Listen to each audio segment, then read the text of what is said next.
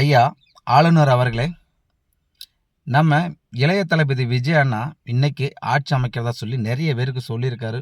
Plus நிறைய பேர் invite பண்ணி அவங்களுக்கு பந்தல்லாம் போட்டு நிறைய வேலைப்பாடு இருக்குங்க. எவ்வளோ பேர் அவங்கள நம்பி நாங்களும் இருக்கிறோம். இன்னைக்கு அவர் ரொம்ப ஆர்வமாக ஆட்சி அமைக்க போகிறாரு. 113 சீட்டு அவர் கையில் இருக்குது.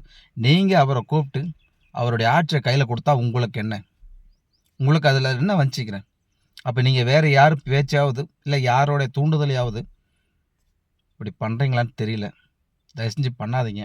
உங்களுக்கும் ஒரு நல்ல மனசு இருக்குது. அந்த மனசுப்படி உங்களுடைய வேலையை நீங்கள் தயவு செஞ்சு கரெக்டாக செய்யுங்க. நல்லா இருப்பீங்க. இழுத்து போடாதீங்க. நீங்கள் உங்களுடைய வேலையை கரெக்டாக செஞ்சீங்கன்னா அவங்க இன்னொரு 15 நாளில் கவர்மெண்ட்டை போய் அவங்களுடைய மெச்சாரிட்டி காட்ட போகிறாங்க. இதில் உங்களுக்கு என்ன வந்துச்சு? தயவு செஞ்சு பண்ணிடுங்க. அதுபோக சென்னையில் நம்ம டிவிகே தொண்டர்கள், சென்னை மக்கள் அனைவரும் அவங்க ஆளுநர் முன்னாடி கொஞ்சம் ஏதோ போராட்டத்தை முன்னெடுக்கிறாங்க. அதுக்கு கொஞ்சம் உதவி பண்ணுங்கள். நீங்களும் கொஞ்சம் குரல் கொடுங்க. அன்பான முறையில் கொடுங்க. அதிகாரமாக வேண்டாம். அதிகாரத்தை இப்போதைக்கு நம்ம கையில் தயவு செஞ்சு எடுக்க வேண்டாம்.